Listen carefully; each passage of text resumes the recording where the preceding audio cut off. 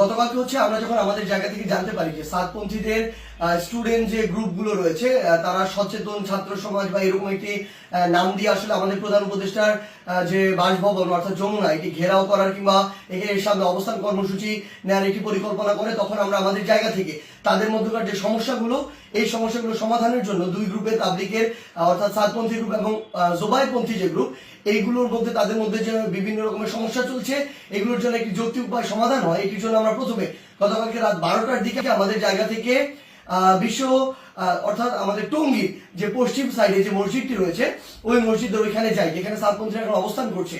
সেই জায়গাটিতে আসলে আমরা গিয়ে তাদের সাথে রাত 12টা থেকে প্রায় 2টা পর্যন্ত কথা বলি এবং তাদের জায়গা থেকে তারা যে চিন্তাটি করেছিল সকাল 10টায় এখানে তারা অবস্থান কর্মসূচি ঘোষণা করবে এরকম একটি কথা ছিল এবং তারা বলেছিল এটি কেন, কারণ তারা মাওলানা সাদ সাহেবের ভিসা চায় এবং তারা তাদের জায়গা থেকে 5 দিনে জোর করার 20 থেকে 25 তারিখ পর্যন্ত জোর করার একটি দাবি জানায়। আমরা আমাদের জায়গা থেকে সেখান থেকে যে সিদ্ধান্তটি নিয়ে আসি সেটা হচ্ছে একটি সিদ্ধান্ত যে আমরা আমাদের জায়গা থেকে বলি যে প্রধানমন্ত্রী আমাদের যে হচ্ছে প্রধান উপদেষ্টার যে বাসভবন তিনি আসলে এই অভ্যুত্থানের স্পিরিটকে সামনে রেখে গণভবনে না থেকে যমুনায় থাকেন, এটি তুলনামূলক অরক্ষিত হওয়ার কারণে আমাদের যখন ইচ্ছা বসবো আর এটি আমাদের দেশের একটা অস্থিতিশীলতার চিত্র তুলে ধরবে, এটি কখনো হতে পারে না, এটি যৌক্তিক না, আমরা এটিকে সমর্থন করি না। সেই জায়গা থেকে আমরা তাদেরকে এটি অনুরোধ করি যে তারা যেন এখানে অবস্থান কর্মসূচি কিংবা ঘেরাও কর্মসূচি না করে, তারা এই অবস্থান থেকে সরে আসে।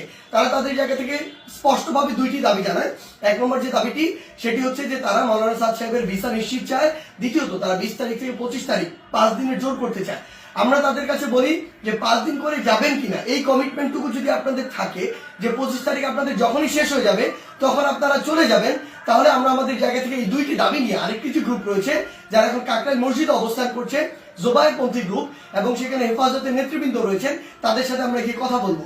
তারা যখন এই কথাটি দেয় যে তারা এই কমিটমেন্টটি করছে 25 তারিখে তারা ছেড়ে দিবেন, আমরা সেখান থেকে রাত 2টার দিকে কাকরাইল মসজিদে আসি।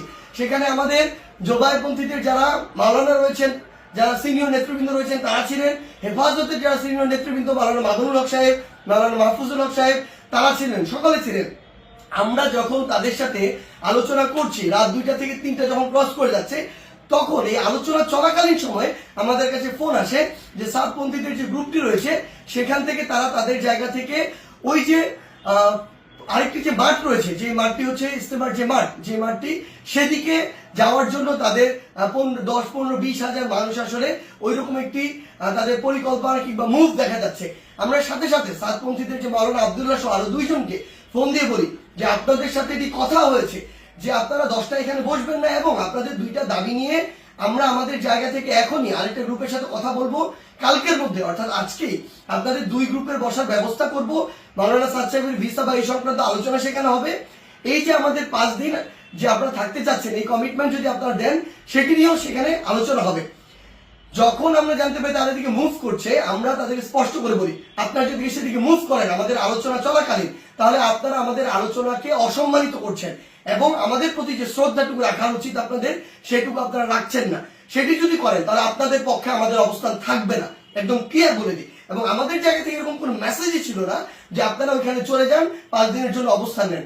এটা কোনোদিন আমরা একটা প্রতিনিধি দল কখনো বলতে পারি না। এটা পুরো একটি সরকারের বিষয়, মন্ত্রণালয় বা উপদেষ্টাদের বিষয় এবং প্রশাসনের সামগ্রিক একটি ডিসিশন। ইভেন গাজীপুর মেট্রোপলিটন পুলিশের ডিসিশন দেওয়ার কেউ না। সেই জায়গা থেকে তারা এইসব কোনো কিছু তোয়াক্কা না করে যেটা হলো যে সেখানে এই দখলের বিষয়টিতে সেদিকে চলে যাওয়া হলো এবং ফাইনালি এখানে একটি সংঘর্ষ ঘটলো, যেই সংঘর্ষে 3 থেকে 4টি প্রাণ আমরা হারিয়েছি। আসলে সবচেয়ে গুরুত্বপূর্ণ কথা গতকালকে আমরা তাদেরকে বলেছি যে তাবলিগের আসলে আপনার যেই কাজগুলো করছেন এগুলো তাবলিগের স্পিরিটের সাথেও যায় না, এগুলো ইসলামের মুসলিমের স্পিরিটের সাথেও যায় না, কোনো কিছুর সাথে যায় না। এখানে আপনাদের ব্যক্তিগত গোষ্ঠীগত কোনো জিনিসের মানে বহিঃপ্রকাশ আপনারা এখানে ঘটাচ্ছেন, ক্ষোভের হোক দ্বন্দ্বের হোক এই বহিঃপ্রকাশগুলো ঘটাচ্ছেন।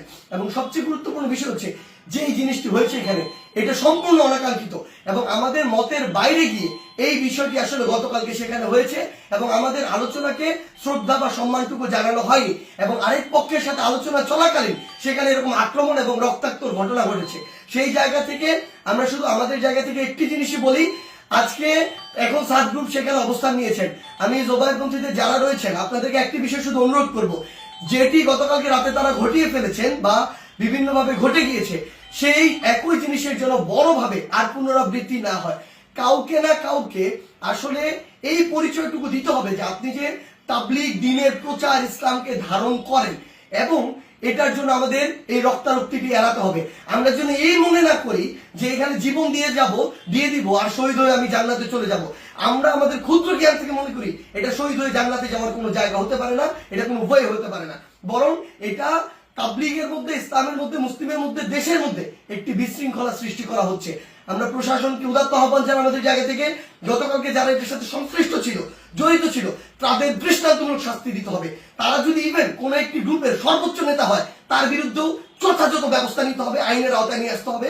আদারওয়াইজ এই জিনিসটিকে যেভাবে চিত্রায়িত করা হচ্ছে সেটি কোনোদিন তাবলীগ হোক, মুসলিম হোক, ইসলাম হোক, কোনো কিছুর স্পিরিটের সাথে যায় না।